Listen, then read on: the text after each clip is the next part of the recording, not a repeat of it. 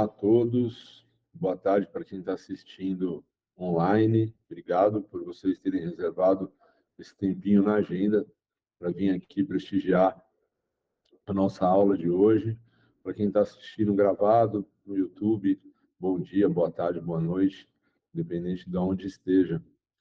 Bom, vamos lá, vamos dar sequência então ao que a gente começou na aula passada, há um mês atrás, falando sobre suplementação de betalanina na prática clínica e hoje estendendo a aplicação para a parte esportiva, tá?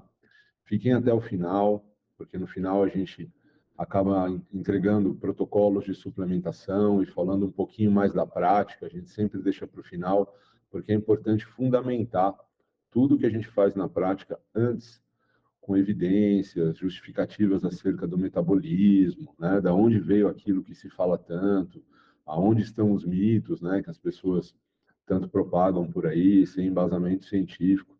Então, todo esse corpo inicial e no meio da aula aí é importante para que vocês adquiram conhecimento, para que no final a gente possa depois traduzir isso na prática e dividir um pouco de experiência também através das perguntas e comentários de vocês, tá bom? Bom, alguns slides que eu mostrei na primeira parte, acho que vale a pena repetir, slides iniciais ali sobre metabolismo, introdução, porque não é todo mundo que teve a oportunidade de estar na primeira aula, e não quer demais reforçar alguns conceitos, tá? O primeiro deles é deixar bem claro que quando nós falamos de suplementação de beta-alanina, nós estamos direcionando todo o efeito dessa suplementação para um dipeptídeo. A beta-alanina em si, ela não exerce nenhum efeito sozinha, isolado.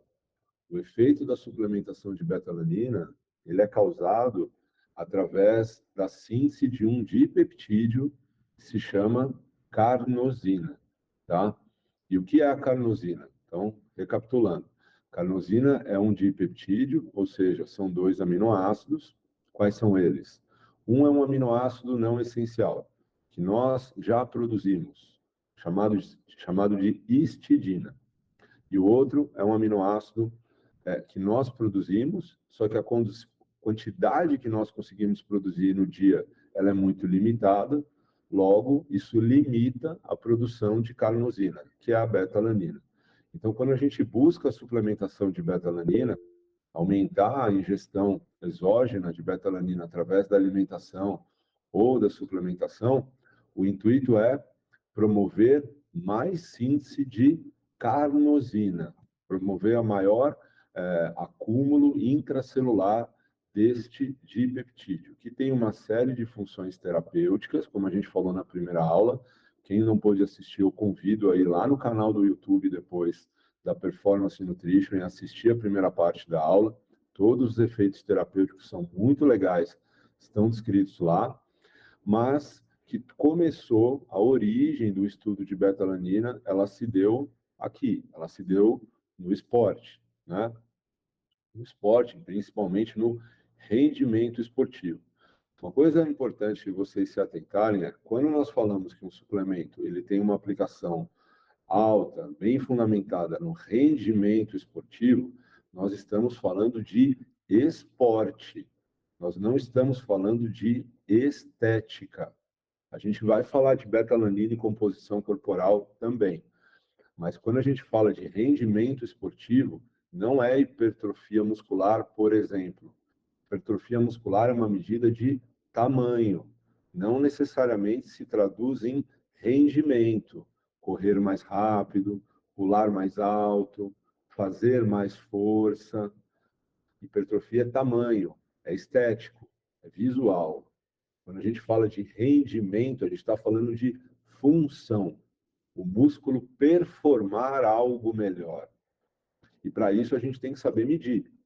Então, se a gente passa a beta-alanina para alguém no consultório com a finalidade de rendimento, em algum momento eu vou ter que questionar essa pessoa ou o treinador dela acerca de rendimento, de funcionalidade muscular, para eu saber se a minha suplementação, a minha conduta, o meu protocolo está exercendo o efeito que eu quero. Não é no consultório que eu vou ver o efeito de rendimento, é fora do consultório, tá? No consultório eu consigo ver composição corporal, estética, saúde, qualidade de vida, isso tudo sim. Agora, questionar um paciente também no consultório acerca de rendimento é um tanto quanto limitado. Eu brinco que tem vezes que parece que todo mundo que senta aqui na minha frente no consultório, a gente pergunta como é que é seu treino? Parece que a resposta já vem ensaiada. Todo mundo treina pesado no consultório, né? Todo mundo faz muita força. E de fato pode ser, porque isso é relativo. A percepção de esforço daquela pessoa, para ela aquilo é pesado. Mas justifica trabalhar rendimento dentro daquele nível de treinamento que aquela pessoa tem? Então, precisa ter um pouquinho de bom senso e senso crítico na hora da gente recomendar algo para rendimento, performance esportiva, que é diferente de estética, tá? E quando a gente fala de desempenho, as vias de atuação da carnosina, que a gente obtém através da beta-alanina, são basicamente essas aqui, tá? Além da principal, que eu vou mostrar num slide à parte. A gente tem atuação sobre a via glicolítica, tá? Ela pode ser um estimulador de atividade mitocondrial, ou seja, de modo a produzir mais ATP dentro da mitocôndria, mas a maior aplicabilidade da carnosina se dá no seu efeito tamponante, tá? Ela é um tamponante intracelular. Para a gente deixar isso bem claro, vamos lembrar do bicarbonato de sódio. Bicarbonato de sódio também é um tamponante. Quando a gente tem um meio ácido, um pH mais reduzido, e você aumenta a concentração de bicarbonato de sódio nesse meio, o que, que acontece? O pH se eleva. Então, isso é um tamponamento. Você melhora as condições de modo a tirar aquele ambiente da acidose metabólica e levar ele para um meio mais básico, tá? E para a função muscular, isso é muito importante. A gente vai ver também, mas já adiantando, a acidose muscular é uma condição que limita a contração muscular, principalmente em alta intensidade. Só que o bicarbonato de sódio, ele é um tamponante extracelular. Ele exerce essa ação fora do músculo, fora da célula, no sangue. A carnosina é intracelular, é dentro do músculo, tá? Então, existe essa diferença entre os tamponantes. Então, falando de carnosina, nós estamos falando de um tamponante intracelular. É dentro do músculo que ela atua, tá bom? Bom, nós produzimos beta-alanina, vale a pena recordar um pouco desse conceito também. Produzimos, tá? A produção, ela se dá no fígado, tá? Mas, como dito anteriormente, essa produção aqui, ela é suficiente para cumprir as atividades fisiológicas, metabólicas diárias, tá? Mas quando a gente fala de efeito ergogênico, a gente está buscando algo a mais. Essa quantidade que a gente produz, ela não é suficiente para carregar o músculo, encher o músculo numa quantidade maior do que o fisiológico de carnosina. Então, essa é a justificativa da suplementação. É porque nós não conseguimos produzir quantidades tão elevadas a ponto de carregar o músculo com carnosina, tá? Como que a gente produz beta-alanina lá no fígado? A partir desses processos aqui, ó, tá? Catabolismo de poliaminas, pirimidinas, da coenzima A, do aminoácido aspartato, e através da transaminação também do ácido malônico, né? Nós temos aqui uma diferença de concentração entre homem e mulher, tá? Isso também será discutido daqui a pouco. Por um homem de 70 quilos, ele produz, em média, 606 miligramas de carnosina por dia. Uma mulher homem de 70, perdão. Uma mulher de 60 quilos, 427 miligramas por dia. Isso até é um ponto que a literatura, em algum momento, se questionou. Será que, se para a mulher produzir menos carnosina, eu suplementar a beta-alanina nela, ela não reage, ela não responda de uma maneira superior a um homem, por exemplo? Essa é uma questão que a literatura constantemente levanta e a gente vai falar dela já já, tá? Nós ingerimos as duas coisas, tá? Nós ingerimos carnosina e nós ingerimos beta-alanina. Carnosina, lembrando, é o dipeptídeo. E aqui, ressaltando mais uma vez uma frase clássica aqui do Wu, né, publicada na Aminoacids em 2020, onde ele diz o seguinte, que a ingestão diária de 30 gramas de carne desidratada pode ser capaz de suprir completamente a necessidade diária de carnosina de um adulto de 70 quilos. Veja bem, suprir a necessidade diária. Nós não estamos falando de efeito ergogênico, de buscar algo a mais, tá? Então, através da ingestão desses alimentos aqui, frango, peixe, camarão e, para quem tem uma alimentação mais livre de proteína de origem animal, aspargo, ervilha e champignon, nós conseguimos ingerir o que a gente precisa de carnosina para cumprir as nossas necessidades fisiológicas diárias, tá? Beta-alanina nós também ingerimos, mas aí, para a tristeza do pessoal vegetariano e vegano, a gente só consegue em alimentos de origem animal. A gente só consegue em ave, peixe e carne bovina. Então, a dieta vegetariana e vegana não fornece beta-alanina, tá? Uma dieta onívora, claro que isso varia de indivíduo para indivíduo, mas na média ela fornece de 300 a 550 miligramas por dia de beta-alanina, tá? Aí a pergunta clássica que as pessoas fazem, né? Se eu consigo ingerir os dois, beta-alanina e carnosina, e a beta-alanina tem até mais fontes alimentares, por que ingerir beta-alanina, então? Se a carnosina está mais presente na alimentação e mais alimentos. Porque existe uma diferença no metabolismo desses dois compostos, tá? A gente vai ver também numa próxima figura. Mas a beta-alanina parece ser mais apropriada de se suplementar do que a carnosina, porque a biodisponibilidade dela é maior. A carnosina tem uma biodisponibilidade reduzida. Na primeira aula sobre os efeitos terapêuticos, a gente falou sobre isso. E quando a gente pega os estudos com beta-alanina e carnosina e confronta eles na área terapêutica, a gente vê que tem até uma diferença de dose que leva a gente a questionar. Se a beta-alanina tem uma biodisponibilidade maior, por que os estudos usam uma dose maior de beta-alanina e menor de carnosina? Porque muita coisa com beta-alanina na clínica surgiu com protocolos do esporte. Então, os protocolos que foram estabelecidos no esporte, que são os protocolos com doses de 4, 6 gramas, muitas vezes, foram transpostos para a clínica, o que não necessariamente aconteceu com a carnosina, tá? Então, é mais apropriado que se suplemente beta-alanina por uma questão de biodisponibilidade, tá bom? Bom, e isso fica claro aqui nessa figura. Vamos rever um pouquinho do metabolismo, aí a gente chega já na prática esportiva, já entendendo como que as coisas funcionam, tá? O que vocês estão vendo aqui nessa figura amarela é um enterócito, é uma célula intestinal. Aqui a gente tem ó, a brush border, que é a borda em escova, tudo que está aqui em cima é a luz intestinal, né, o lúmen, aqui, ó, como vocês estão vendo, aqui é dentro do enterócito. Então, o que, que essa figura está mostrando? O que acontece quando eu ingiro por via oral, isso vai sofrer uma ação intestinal, isso vai cair no meu sangue, aqui tem a circulação, e do sangue pula para o músculo, tá?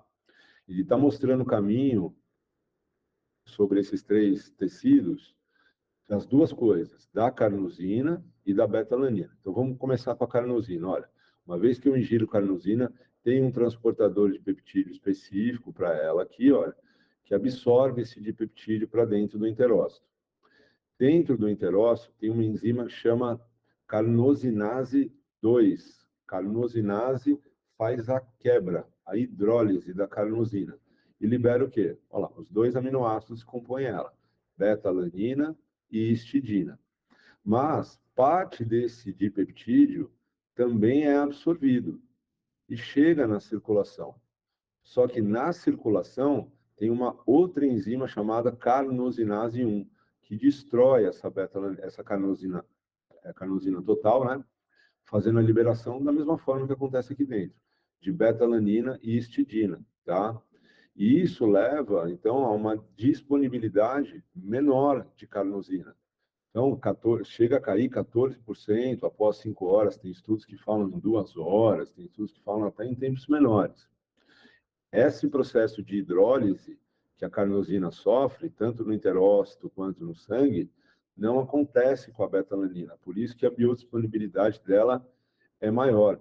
E pensa que quando você ingere carnosina, você não está ingerindo só beta-alanina, você está ingerindo um aminoácido que você também já produz, chama histidina.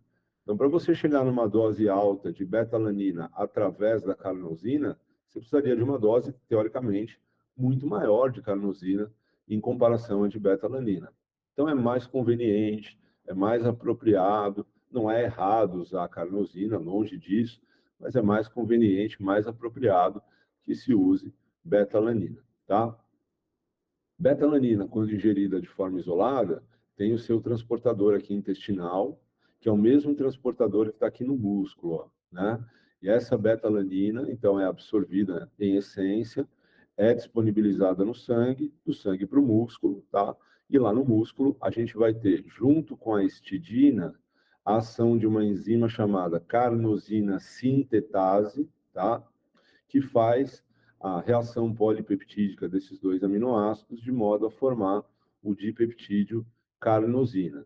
Quando eu preciso usar esse tamponante, né, quando ele é submetido ao uso, ele entra em hidrólise, tem a carnosinase, perdão, 2 aqui, que também faz a liberação desses dois aminoácidos, tá? O fígado produz beta-alanina, como a gente falou? Produz, ó, o caminho é o mesmo, né? Chega aqui, é absorvido, captado pelo músculo e também é utilizado. Só que esta quantidade aqui produzida pelo fígado não é suficiente para carregar, para encher o músculo com carnosina.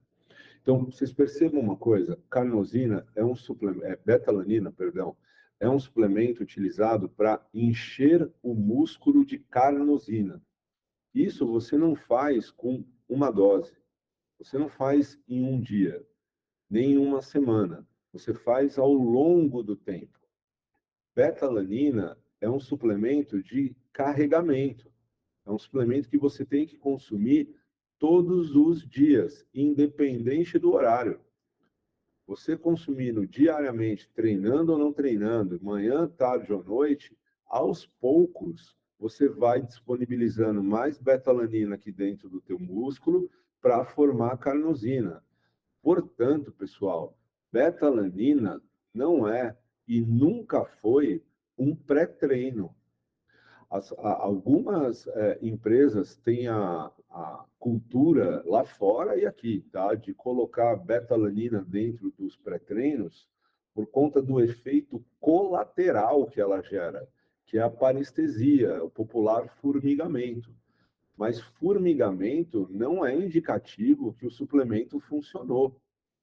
O suplemento ele vai funcionar quando ele encher o músculo de carnosina e isso te permitir performar melhor. Essa sensação de efeito colateral é só um efeito colateral, é só um formigamento. É que existe a cultura em cima do mercado de suplementação, já de longa data, de você associar a eficácia do suplemento com sentir alguma coisa. Então, se você toma um pré-treino e ele formiga, opa, esse pré-treino é legal. Não, isso não tem relação nenhuma, tá? Com o efeito do pré-treino, nem com o efeito da beta-alanina. Isso é um efeito colateral. Então, algumas pessoas dizem assim, beta-alanina não é necessariamente um pré-treino. Não é que não é necessariamente, ela não é um pré-treino. Nem necessariamente, nem innecessariamente, não necessariamente. Ela não é um pré-treino, nunca foi, tá? Ela é um suplemento de carregamento. Você tem que tomar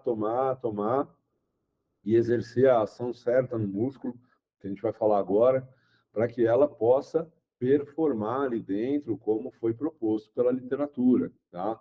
Mas não é um pré-treino. Tirem isso, tá? Esse estigma ele tem que deixar de existir. Isso é um mito. Por isso que é importante você entender metabolismo, como ela age, como ela entra, aonde ela estoca, por qual maneira, porque aí você entendendo o mecanismo de ação, você já passa a perceber que certas promessas, certos protocolos são infundados, tá? Bom, algumas condições, aí sim, que podem favorecer, talvez, a suplementação de betalanina para que você carregue mais o seu músculo com carnosina com o tempo, tá?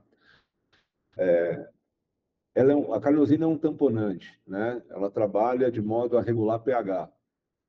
E se nós pensarmos no contexto do exercício, atividades de alta intensidade e curta duração são aquelas onde a gente vai ter mais ambiente de hipóxia, logo, um ambiente mais ácido, pH menor. E qual tipo de fibra muscular que a gente recruta em alta intensidade e curta duração? As fibras mais predominantes são fibras do tipo 2, né? Então, fibras do tipo 2 são aquelas que têm um maior conteúdo de carnosina, porque são fibras que são mais mobilizadas em atividades de alta intensidade e curta duração. Sofrem mais acidose, passam mais pelo processo de hipóxia, diferente de fibras musculares do tipo 1, que são mobilizadas mais em treinamento aeróbio, tá? Então, é mais justificável suplementar a betalanina em exercícios de alta intensidade e curta duração, também pelo próximo motivo que a concentração de carnosina é maior em fibras musculares do tipo 2. O processo de envelhecimento, naturalmente, leva à perda de massa muscular, né? Consequentemente, leva à perda de carnosina. Então, idosos ou aquelas pessoas sobre o processo de sarcopenia vão se beneficiar da suplementação, porque ingerir betalanina nessas condições vai corrigir uma deficiência de carnosina dentro do músculo. A gente falou do gênero, né? Homens têm um conteúdo de carnosina naturalmente maior do que mulheres. E aí vem a pergunta: será que mulheres, então, se suplementarem, responderão melhor do que os homens? Chegaremos lá. E vegetarianos e veganos, né, têm um conteúdo de carnosina menor do que onívoros. Então, suplementar betalanina nessa população, existe uma grande chance de você observar um bom efeito ergogênico, porque você está partindo de uma população que já tem um conteúdo menor. Pessoas que já têm um conteúdo maior podem apresentar pouco ou nenhum resultado. Pessoas que já têm um conteúdo menor tendem a ser mais responsivas. Se a gente parar para analisar, é muito similar, muito parecido aos conceitos da creatina. Também é um suplemento de carregamento, tem que ficar tomando por semanas, semanas e semanas. Tem uma relação com a alimentação, né? Quanto mais carne você come, mais creatina você tem. A betalanina não deixa de ser diferente. O processo de envelhecimento também faz perder creatina muscular. Com a carnosina acontece a mesma coisa. Vegetarianos e veganos têm um conteúdo de creatina muscular reduzido, não é diferente com a carnosina. Então, surgiu dúvida em relação à betalanina, lembrem da creatina, são primos, tá? Participam basicamente dos mesmos processos. Outro ponto, conteúdo de creatina muscular também é maior em fibra tipo 2, betalanina é igual. Creatina beneficia atividades esportivas de alta intensidade e curta duração. A betalanina também. Então, são dois suplementos que agem basicamente no mesmo ambiente por vias diferentes. A creatina é uma fonte de energia, a betalanina é um tamponante. Então, eles podem se ajudar, eles podem se beneficiar, tá? Bom, e aqui isso fica claro, né? A gente tem aqui, olha, fibras do tipo 1, tá? Aqui são as fibras mistas, né? E fibras do tipo 2. E aqui a gente está vendo a concentração, ó, de carnosina nessas fibras. Então, percebam que a média é maior em fibras do tipo 2, seguido das fibras mistas, né? Aquelas que têm um pouco das duas características, aeróbia e anaeróbia, e as fibras do tipo 1 são mais reduzidas, o que justifica, então, a gente suplementar betalanina em atividades de alta intensidade e curta duração. Um dos pontos, talvez o menos estudado aqui, que justifica por que usar a betalanina para rendimento esportivo, correr mais rápido, pular mais alto, fazer mais força, esporte, performance, tá na relação do cálcio e contração muscular, tá? E esse talvez seja o menos estudado, mas vale a pena pontuar, para não deixar de falar. Fadiga muscular quando a gente fala de metabolismo de cálcio, tem alguns gatilhos causados por, vamos lá, liberação de cálcio do retículo sarcoplasmático, sensibilidade de cálcio nos filamentos, né, nas fibras musculares, e recaptação de cálcio pelo retículo sarcoplasmático. Quando esses processos sofrem queda, ou seja, menos liberação de cálcio do retículo, menos sensibilidade de cálcio pelos miofilamentos e menos recaptação de cálcio lá no retículo, a gente tem uma das causas da fadiga muscular. A suplementação de beta-alanina, ela parece aumentar um pouco desses processos, aumentar a liberação de cálcio pelo retículo, melhorar a sensibilidade de cálcio nesses miofilamentos e a recaptação de cálcio, tá? Então, a gente tem uma maior, como vocês podem ver no gráfico aqui, produção de força, tá? Isso é nutrição esportiva, pessoal. É quando, através do nutriente, a gente melhora parâmetros de rendimento, tá? Força muscular é um deles. Agora, entrando no que a gente tem de mais robusto a nível de evidência sobre desempenho esportivo, a beta-alanina é um tamponante, tá? E, por ser um tamponante, ela pode procrastinar, ela pode jogar para frente, retardar a percepção de acidose muscular e, consequentemente, de fadiga. Para quem quiser ler mais sobre esses assuntos, ficam aqui 2 revisões bibliográficas muito boas, tá? Completas, com figuras bem didáticas, que vai levar você a ter uma compreensão mais profunda sobre esses mecanismos. Mas para a gente dar uma pincelada geral e entender, vamos lá. Exercícios de alta intensidade, olha só, eles dependem, para que você consiga performar em alta intensidade, da sua capacidade tamponante intracelular, tá? E essa performance, ela é limitada pela acidose muscular. Só que a acidose muscular é um processo fisiológico, vai acontecer, não tem o que fazer. Você pode trabalhar em cima dessa acidose, mas que ela vai acontecer, ela vai. Como que você trabalha a acidose muscular? Através da capacidade tamponante do músculo.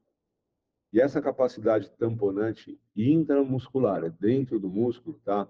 Ela depende, olha só, da carnosina e de fosfatos. A carnosina, a gente constrói dentro do músculo, como a gente pode ver, mas isso depende da biodisponibilidade de beta-alanina. E a biodisponibilidade de beta-alanina depende da nossa ingestão dietética e da nossa produção hepática. A nossa produção hepática é limitada, ela não dá conta de encher o músculo. Então, a gente parte para a parte dietética. Dentro da parte dietética, a suplementação de beta-alanina. Então, a partir do momento que eu suplemento beta-alanina, eu aumento a minha concentração de beta-alanina no sangue, eu aumento a minha biodisponibilidade de beta-alanina. Isso faz com que dentro do músculo eu tenha mais carnosina, mais síntese de carnosina, aumentando o meu conteúdo total de carnosina muscular, e essa carnosina aumenta a minha capacidade tamponante. A minha capacidade tamponante aumentada permite que eu performe em alta intensidade. Isso leva tempo, tá? No caso do bicarbonato de sódio, por exemplo, não é assim, é um efeito agudo. Bicarbonato de sódio, sim, esse é um pré-treino. Você consome e o efeito é agudo, é imediato, é na sessão, é porque é no sangue. A beta-alanina age através da construção de carnosina no músculo. Isso é crônico, não é agudo. Tem que suplementar semanas e semanas, tá? Não é um pré-treino. Nunca foi, pessoal. Tá? Não cometam esse erro.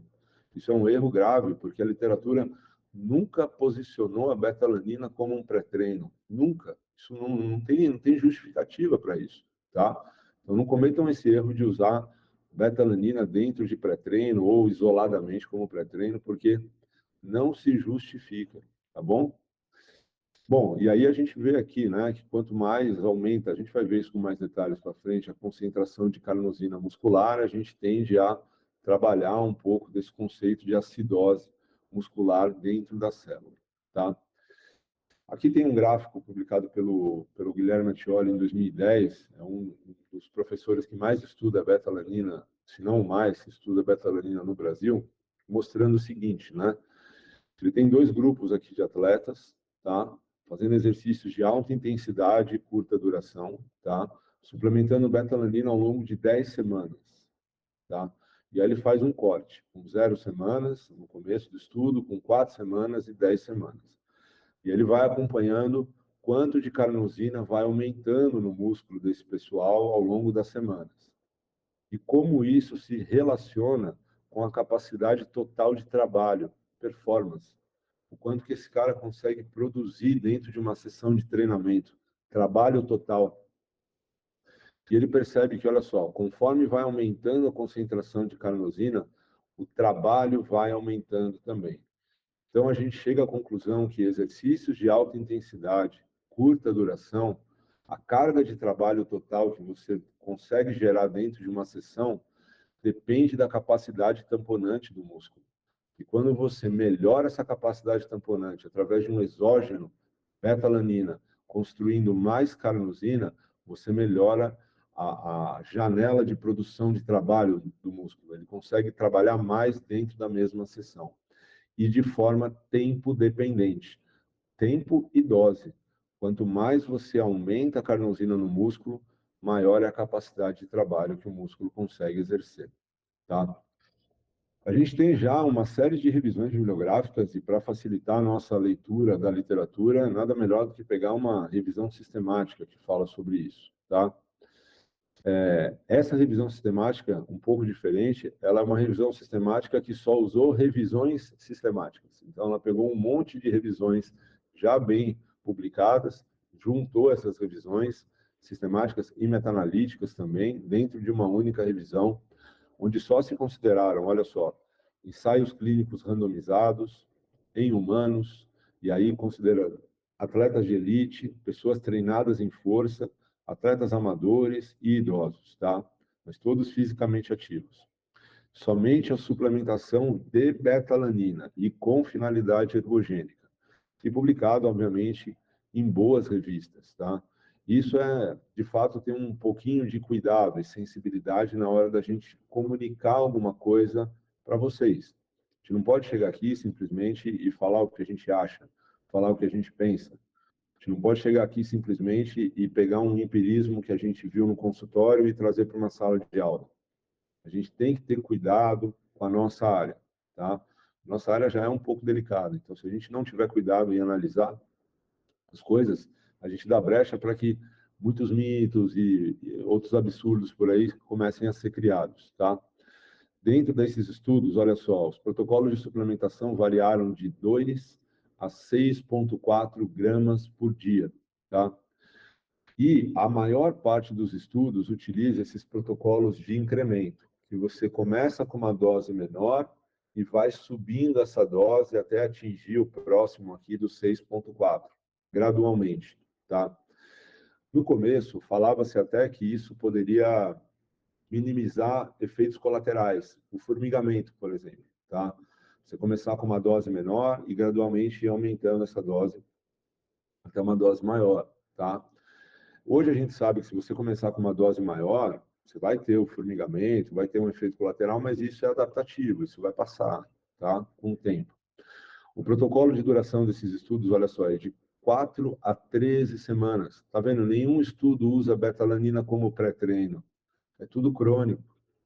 A administração dessa dosagem aqui nesses trabalhos foi feita em cápsula, em pó, e aqui vale um ponto de ressalva, né? Tudo começou em cápsula, né? A gente falava que cápsula gastro-resistente, de absorção lenta, era mais recomendada, justamente por minimizar o efeito colateral, o formigamento, mas hoje os estudos já trabalham com pó também, fracionando doses incrementais, tem a mesma eficácia, tá? Agora, o ponto mais importante aqui que eu chamo a atenção é esse: suplementação junto a programas de treinamento prescritos. Não é simplesmente eu faço musculação, eu vou tomar betalanina. Não, vamos entender que tipo de treinamento é esse e as variáveis do treino. Talvez esteja aí o maior desafio. a maior dificuldade. E eu vou dar um exemplo para vocês de quão isso é sensível na hora de você mensurar se a betalanina está fazendo ou não efeito. Não depende tanto assim da dose, da dieta, depende muito mais do estímulo mecânico. Se você está conseguindo, através do exercício, gerar um ambiente favorável para que ela possa agir, gerar um ambiente de hipóxia, de pH base, ácido, para que ela possa agir. Uma vez que isso não acontece, você está colocando betalanina num ambiente que não tem nada onde ela possa melhorar, nada que ela possa ajudar, né? Então, aquela pessoa que vai na academia ali fazer 4 séries de leg press e 15 séries de WhatsApp, dificilmente ela vai conseguir ter um benefício de um suplemento como esse, tá? É um suplemento que exige que a parte do treinamento esteja muito bem alinhada, tá? Olha um exemplo disso. Eu vou confrontar aqui com vocês 2 estudos. Esse primeiro estudo testou a suplementação nesse modelo de treinamento. Olha só, 45% da contração isométrica voluntária máxima, tá? 45% da força, tá? Contração isométrica é uma contração estática, parado. Fez isometria em 90 graus, para atingir a fadiga com 78 segundos. Isso, dentro do músculo, promoveu o aumento de piruvato e lactato. Aumentou a pressão dentro do músculo. O que aconteceu? Hipóxia, acidose. Aí você tem um ambiente favorável para um tamponante agir. Aí sim uma suplementação faz sentido, tá? E aí quando você vai ver eficácia na suplementação, ela existe. Quando você muda alguma variável de treinamento, olha só, contração isométrica, mesma contração anterior, só que mudou.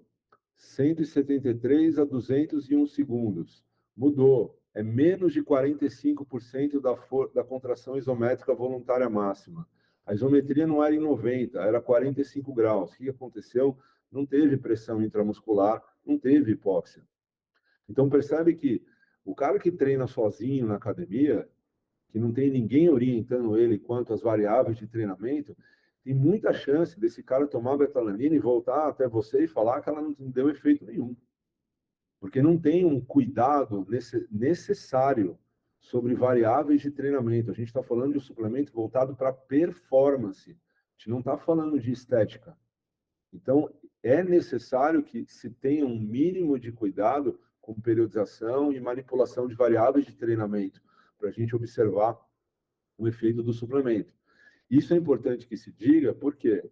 Porque senão a gente taxa o suplemento de ineficaz, quando na verdade não é o suplemento que é ineficaz, é a forma como está sendo usado, no ambiente que está sendo usado.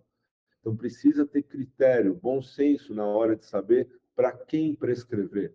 Conversar um pouquinho com os profissionais, além da nutrição, que acompanham aquele aluno, aquele paciente, para entender o nível de treinamento, o grau de exigência que aquele cara tem no treino, como é que é a progressão de cargas dele ao longo do treino. É importante ouvir isso, porque senão você pode ficar taxado como um prescritor que passa algo que não funciona, tá? Eu vou dar um exemplo meu, tá? Eu atendi, olha, isso aqui é um exemplo meu que eu estou dividindo para vocês. Eu atendi uma corredora que vai fazer a maratona de Boston daqui a algumas semanas. Ela chegou para mim e ela falou assim, de Castro, eu tenho muito cansaço e fadiga e nas minhas 2 últimas maratonas eu quebrei. Quebrei quer dizer que ela teve que andar. E isso para o corredor é muito chato, é muito ruim, porque ele treina para correr, não para andar, né? Putz, eu quebrei no quilômetro 30, a maratona tem 42. Eu não consegui completar tal do jeito que eu queria. Quebrei lá nos 30 quilômetros. E aí você ouve isso, você fala, poxa, deve ter faltado energia, deve ter faltado alguma coisa, tomou o gel errado, suplementou errado. Aí eu peguei meu telefone e liguei para o treinador dela. Dá o telefone do cara que monta a tua planilha. E aí esse cara me escreveu no WhatsApp a seguinte frase: sobre a fulana de tal, o principal ponto é igual à maioria. Faz os treinos leves mais forte do que o ideal e o treino forte mais fraco que o ideal. Não dá atenção devida ao treino de força, faz muito funcional e pouca sobrecarga. Na semana, parece que só consegue ver o treino longo e a maioria dos alunos é assim. Se eu não escuto o treinador, eu vou ficar chuchando um monte de coisa nela. Come mais, toma isso, a hidratação, vamos lá. E não é esse o problema. Não é nutricional. O problema é o treinamento. Então, essa pessoa não precisa de tanto suplemento, ela precisa seguir a planilha de treino dela, entender que treino forte é treino forte, treino fraco é treino fraco, e fazer a dieta como tem que ser feita. Ela não quebrou nas últimas provas por causa de nutrição. Então, está aí a importância de você ouvir quem mexe no treino quando a gente trata de um suplemento como beta-alanina. Senão você vai acabar prescrevendo para qualquer um e não é qualquer um que merece, do ponto de vista de treinamento, tomar esse tipo de suplemento, tá? Essas meta-análises, olha só, que a gente estava falando, trabalharam com capacidade aeróbia e anaeróbia, tá? Elas consideraram estudos que fizeram time trial, que é tempo contra relógio, quem consegue correr mais rápido, por exemplo, pedalar mais rápido, VO2 máximo, que é uma medida aeróbia, limiar ventilatório, limiar de lactato e potência muscular, tá? Conclusão disso tudo, olha, 9 estudos investigaram beta-alanina e capacidade aeróbia, maratona, ciclismo e etc. 6 estudos avaliaram, desses 9, né? 6 estudos avaliaram betalanina e VO2. Um estudo falou que melhora VO2. 6 estudos avaliaram betalanina e limiar ventilatório. Um estudo falou que melhora limiar ventilatório. E dos 8 estudos que trabalharam com limiar de lactato, 2 estudos falaram que melhora essa variável de treinamento aeróbio. Ou seja, 16% dos trabalhos falam que melhora VO2, 16% falam que melhora limiar e 25% falam que melhora limiar de lactato. Não tem evidência que justifique suplementar betalanina para capacidade aeróbia. É só para exercícios de alta intensidade e curta duração. Tem evidência pouca, não justifica suplementar, tá? Então, as conclusões compiladas que a gente tem disso é que betalanina foi feito para aumentar ao longo do tempo o conteúdo intramuscular de carnosina. E isso vai diminuir a percepção subjetiva de esforço e fadiga, porque diminui a acidose muscular. E, consequentemente, isso aumenta a carga total de trabalho. Mas isso só vale para atividades de alta intensidade ou intervaladas, intermitentes e curta duração, tá? Existem alguns pontos limitantes ainda, tá? Como todo estudo, número de participante, homem e mulher, tempo e dose de suplementação, os protocolos de treinamento que são variados, o que eles estão avaliando. Mas o bom senso da literatura hoje nos diz isso. Daqui 5, 10 anos, isso pode mudar? Quem sabe? Mas hoje, se for para prescrever betalanina baseado em evidências, é isso que nós temos, tá? Naquele quesito homem e mulher, olha só que interessante, né? Já foi feita uma revisão questionando isso, né? O uso de tamponantes específicos para mulheres, né? E olha só, quando a gente pega aqui o número de estudos que foram feitos com mulheres para testar a capacidade desses tamponantes, é muito baixo, né? A grande maioria dos estudos trabalha com gênero masculino. Então, aquela história de questionar se betalanina pode funcionar melhor em mulher do que em homem, a gente não tem uma resposta da literatura para isso, porque a gente não tem ainda um corpo de evidências direcionado para isso. Então, a gente usa em mulher, usa em homem, sem pensar que um vai responder melhor que o outro, simplesmente por querer aumentar a capacidade tamponante e melhorar a carga de trabalho no treinamento, tá? Se a pessoa é muito treinada ou pouco treinada, isso faz a diferença? Não, né? Na responsividade ao suplemento, não. Aqui a gente tem um exemplo disso, né? Pessoas que são fisicamente ativas e aqui são atletas profissionais, corredores de elite de 400 metros, praticantes de atletismo, né? O que a gente percebe, né? Que quando ambos os grupos, ó, esse daqui e esse daqui, suplementam betalanina, na média, todos eles aumentam o conteúdo de carnosina no músculo, olha, todos eles, né? Em relação ao que eles eram antes. O que a gente percebe? Que pessoas que são altamente treinadas, atletas de alto rendimento, elas já partem de uma média maior, que também nos leva a crer que o próprio treinamento em si já leva a um aumento de conteúdo de carnosina muscular. Mas isso não quer dizer que suplementar betalanina no alto rendimento não vai trazer benefício, pelo contrário, né? Você pode levar ele a um patamar superior ao que ele era antes e muito maior em relação ao que você vai conseguir atingir uma pessoa fisicamente ativa. Então, pouco treinado, muito treinado, elite ou não elite, a responsividade da suplementação existe. A magnitude pode ser diferente por causa do ponto de partida, mas ambos respondem à suplementação. E no quesito estética, composição corporal. Tem um raciocínio por trás disso, né? Se a gente pegar aquela figura lá e falar assim, bom, se eu conseguir aumentar a minha capacidade tamponante, vamos falar de treino de força, musculação, e eu vou conseguir aumentar minha carga total de trabalho, provavelmente eu vou aumentar meu volume de treino. Eu vou conseguir fazer mais repetições dentro daquele mesmo exercício, porque a acidose vai demorar a chegar. Se eu ficar, se eu conseguir fazer mais repetições, eu vou aumentar meu tempo de tensão muscular, meu tempo de contração. E se eu aumentar meu tempo de contração, estou aumentando minha carga de trabalho. Minha carga de trabalho vai me gerar mais força.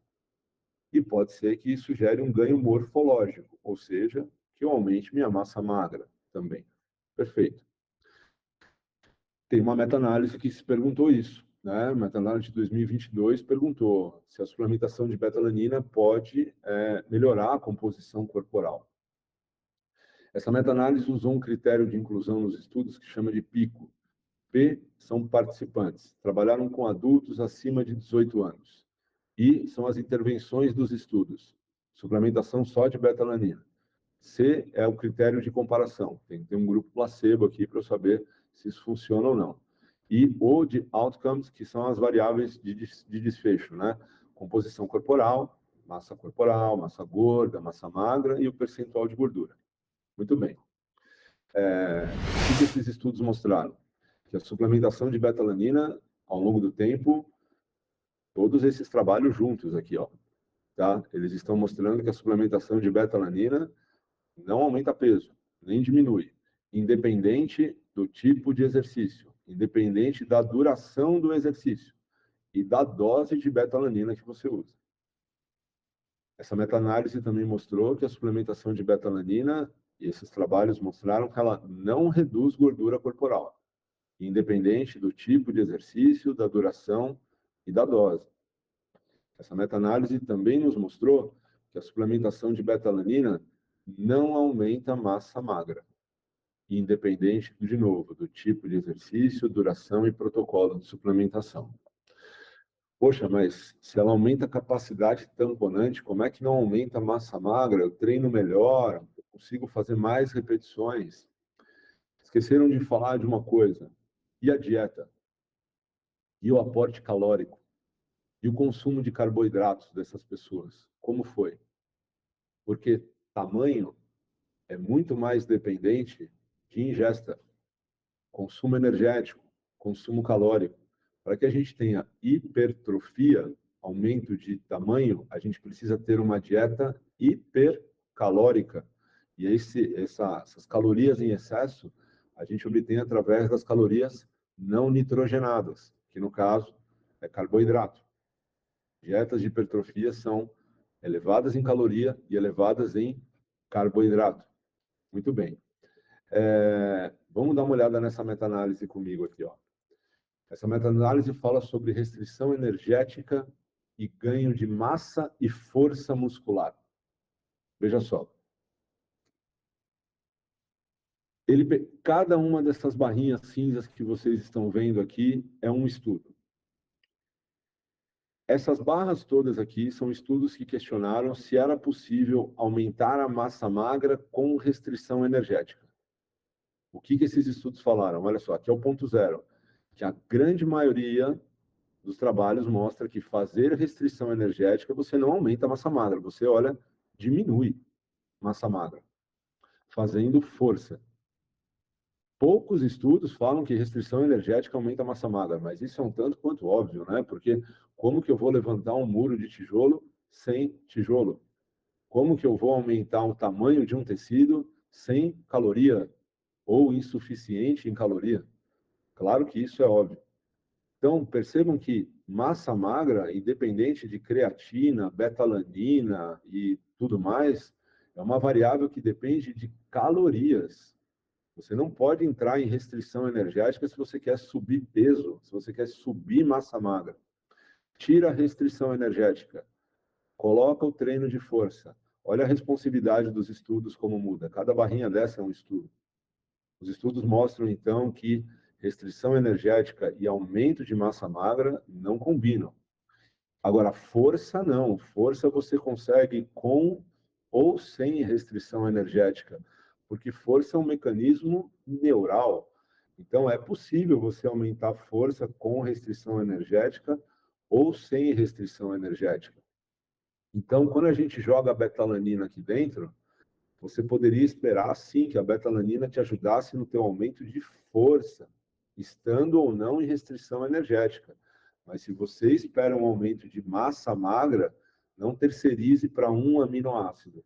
Um aminoácido não tem a capacidade de aumentar o tamanho do músculo. Você precisa encher, você precisa de calorias, tá? Aí a variável é muito mais dependente do consumo energético. Então, de fato, betalanina sozinha não vai aumentar a massa magra. Ela pode ajudar no ganho de força, porque isso independe da dieta. Agora, se é para ela ajudar no ganho de massa magra, primeiro você precisa ajustar o consumo calórico e de carboidratos também. Protocolos de suplementação, tá? Não é tão difícil assim, baseado no que a gente falou. Exercícios intensos, tá? Vamos lá, causam aqui um aumento, então, de acidose muscular por acúmulo de hidrogênio. Isso causa um ambiente negativo ali, que vai aumentar a fadiga muscular, diminuir performance, e a carnosina será esse tamponante, tá? Tipo de exercícios que beneficiam dessa suplementação: intermitentes, tá? Ou exercícios contínuos, de curta duração e alta intensidade. Aqui tem alguns exemplos que a literatura nos dá, né? Protocolos de suplementação de 3 a 6 gramas por dia, podendo fracionar isso melhor, né? Que seja fracionado ao longo do dia. Pode ser em cápsula, pode ser em pó, por pelo menos 2 a 4 semanas, para que você atinja uma saturação de carnosina no músculo. Dali em diante, você mantém para trabalhar com o músculo cheio, tá? 3,2 a 6,4 gramas. Tem pessoas que vão responder diferente? Tem. Tem pessoas que vão responder muito diferentes. Isso varia por conta da alimentação e por conta até da carga genética de cada um deles, como mostrado nesse trabalho. De modo geral, as pessoas tendem a responder bem, elas vão aumentar o conteúdo de carnosina no músculo, em relação a pessoas que não suplementam. Isso vai se refletir lá na frente para todo mundo em performance, tempo de exaustão. Você vai conseguir performar melhor, tá? Isso é mostrado tanto aqui em linhas quanto em barras. Então, a suplementação ela tem um potencial grande de agir na população e responder. Mas tem pessoas que vão demorar mais para responder, tem pessoas que podem demorar menos. Esse estudo trabalhou com 24 semanas de suplementação. São 6 meses. 6 meses de suplementação, a metade de um ano.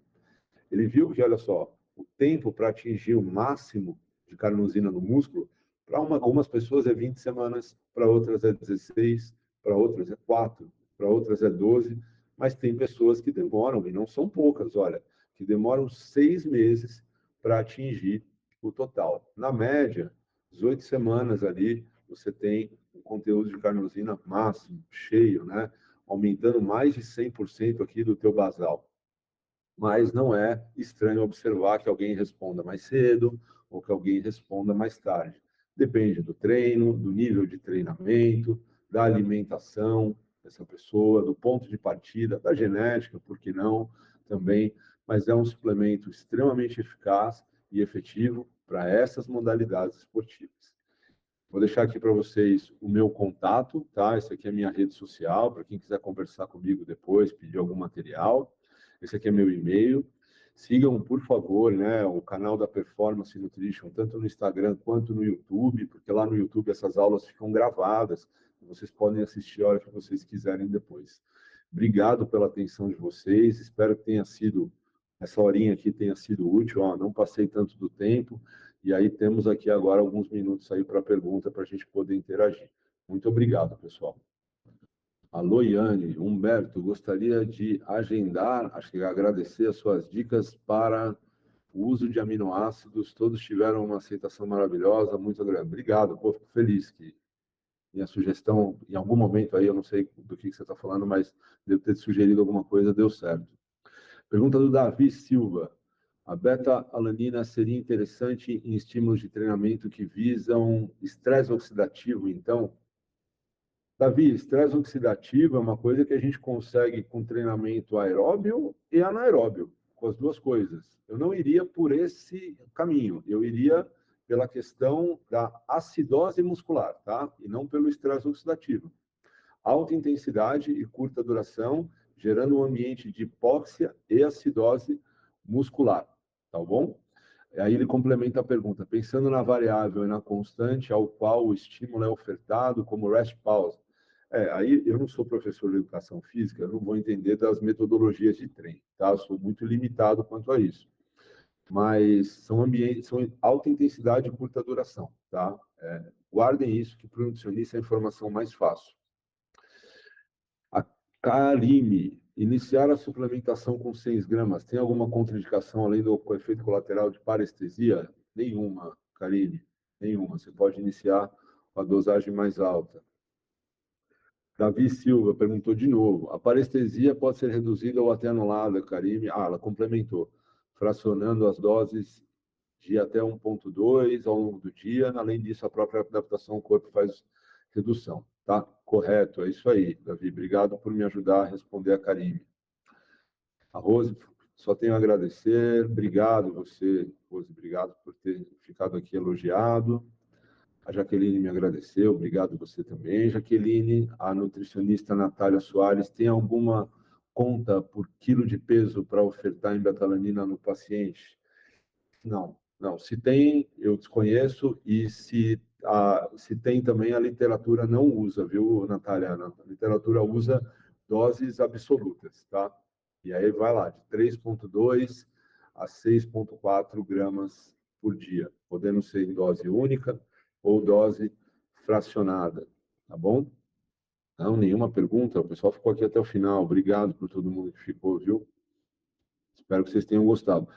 Deixa eu comentar alguma coisa enquanto o pessoal pensa e se tem as dúvidas e perguntas, que é assim, quando a gente vem com uma aula dessa, né, e a gente entrega um conteúdo para vocês, para algumas pessoas é muita informação nova, para outras nem tanto, mas é importante que isso não termine aqui, tá? A gente tem que continuar. Então, quem absorveu tudo e está seguro, legal, vai lá, começa a usar. Quem quiser estudar um pouco mais, vai ler também. Mas a nossa missão também aqui é dar suporte. Então, se vocês tiverem alguma dúvida e vocês quiserem encaminhar para mim, ou encaminhar lá para a performance me manda, fiquem à vontade, tá? A gente tem que ter esse relacionamento constante com vocês para ajudar, tá? Não é simplesmente jogar o conteúdo e falar boa sorte, agora se vira. Não. Fiquem à vontade para nos procurar, tá bom? Vamos lá.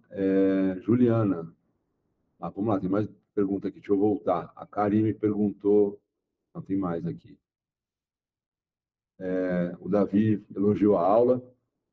Obrigado você, Davi, pela participação. Natália agradeceu também. Obrigado pelo elogio. Obrigado, Leonardo, pelo elogio.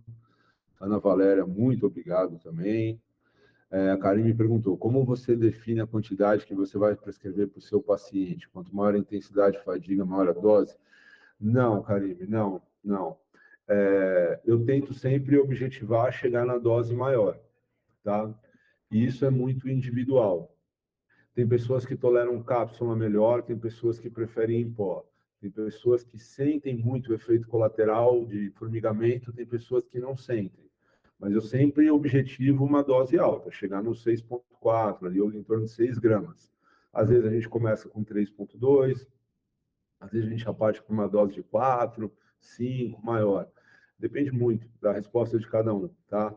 Mas uma sugestão para você começa com 3, 4 gramas, fracionando ela, 2 doses ao dia, depois vai aumentando, a chance do paciente reclamar de desconforto é menor, tá? Juliano, obrigado a você por elogio. Carlos, obrigado também. Valeu. Pergunta do Davi, se existe uma metodologia de treino que se coloca aumento do fluxo sanguíneo local com restrição do fluxo. Sim, existe uma metodologia, correto. Essa medida pode caber no uso da betalanina? Pode. O Davi está falando aqui de um treinamento que chama treinamento com oclusão vascular. Hoje mesmo, aqui na Care Club, na fisioterapia, uma paciente estava fazendo. Cabe, porque esse, de fato, é um ambiente extremamente inóspito, com bastante hipóxia. Cabe. A oclusão vascular, que seria, para quem não conhece, depois procura no YouTube lá, ocluir o fluxo sanguíneo com manguito, tem até equipamento para isso hoje, cabe. Você gera hipóxia e, consequentemente, você tem um benefício do efeito tamponante. Não, porque a da performance perguntou se não estão te ouvindo. Não, não estou ouvindo ninguém aqui da performance. Tá? Mas eu posso esperar um pouquinho aqui. Manda no chat se é para eu esperar ou não. Já quero começar a tomar, a Natália falou. Pessoal, deixa eu falar uma coisa que eu comentei aqui com o pessoal da performance antes da aula, pegando esse gancho da observação da Natália. Depois de ter tido a oportunidade de estudar o efeito clínico, terapêutico da betalanina e trazer um pouco hoje do efeito esportivo, se vocês assistirem as duas aulas de novo, vocês vão perceber que é muito mais tranquilo usar a betalanina para os efeitos terapêuticos, para prevenção de algumas coisas e tratamento de outras, do que para o efeito esportivo. Porque para a gente ter esses efeitos de rendimento, depende muito, muito do treino estar bem montado. Depende muito das variáveis do treinamento. É o que eu falei, né? Se vai para a academia para fazer a tabuada do 8, 10, 12, 15, 20, né? O músculo não sabe contar. O músculo foi feito para resistir. Ele tem que suportar a tolerância, tem que ter tolerância ao esforço, independente se é 4, 5, 6, 7, sei lá quantos movimentos você vai fazer, mas ele tem que ter fadiga, ele tem que chegar à exaustão, se você quiser ter alguma adaptação. É assim em várias modalidades de treinamento. E como a gente tem hoje muita negligência por parte de alguns pacientes de treinar por conta, de não ter alguém que vai lá e assiste, acompanha, que está constantemente olhando, é muito maior a chance de uma pessoa que toma betalanina com a finalidade ergogênica voltar para você e falar: ah, o efeito não foi legal, não senti nada, não percebi melhora, do que na prática clínica. Na prática clínica, a gente tem a chance de acertar muito maior. No esporte, a gente precisa um pouquinho desse multiprofissional para que a betalanina possa agir, tá? Explica isso para o paciente, é importante. Vamos lá. Pergunta do Davi de novo. O quão vantajoso seria combinar betalanina e o bicarbonato com a finalidade do efeito tamponante? Tem alguns trabalhos, Davi, que já fizeram isso. E eles não mostraram benefício. Tá? Mostraram que ambos são interessantes e que um não soma sobre o outro. Tá? Um efeito tamponante acaba sendo melhor. Qual é a vantagem da betalanina sobre o bicarbonato? O efeito colateral. O efeito colateral do bicarbonato é muito maior. Ele gera um desconforto gastrointestinal muito grande. A betalanina não. Tá? A betalanina é um suplemento que você vai tomando, tomando, tomando e vai se adaptando a ela, então não tem tanta ocorrência de efeito colateral. Valeu, todo mundo que ficou. Obrigado. Ah, vamos lá, mais uma pergunta chegou. Lutadores de boxe podem se beneficiar? Giovana, vamos pensar junto. Não vou te responder diretamente, eu vou pensar junto com você, tá? Boxe é um esporte de alta intensidade? Sim. É um esporte contínuo ou intermitente? Intermitente, concorda? Não é igual uma corrida, que você fica correndo, correndo, correndo. Ele não fica golpeando, golpeando, golpeando, golpeando sem parar. Ele dá uma sequência e para. Dá uma sequência e para. Se movimenta, para, tal. Isso é intermitente. Alta intensidade. Intermitente. Sim. Então, artes marciais se beneficiam da suplementação de betalanina. Beleza? Valeu, pessoal. Obrigado mais uma vez. Fiquei muito feliz com a audiência aqui hoje. Bastante gente. Muito bacana. Obrigado por estarem aqui. Bom restinho de semana para vocês. Fiquem com Deus. Um grande abraço. Valeu.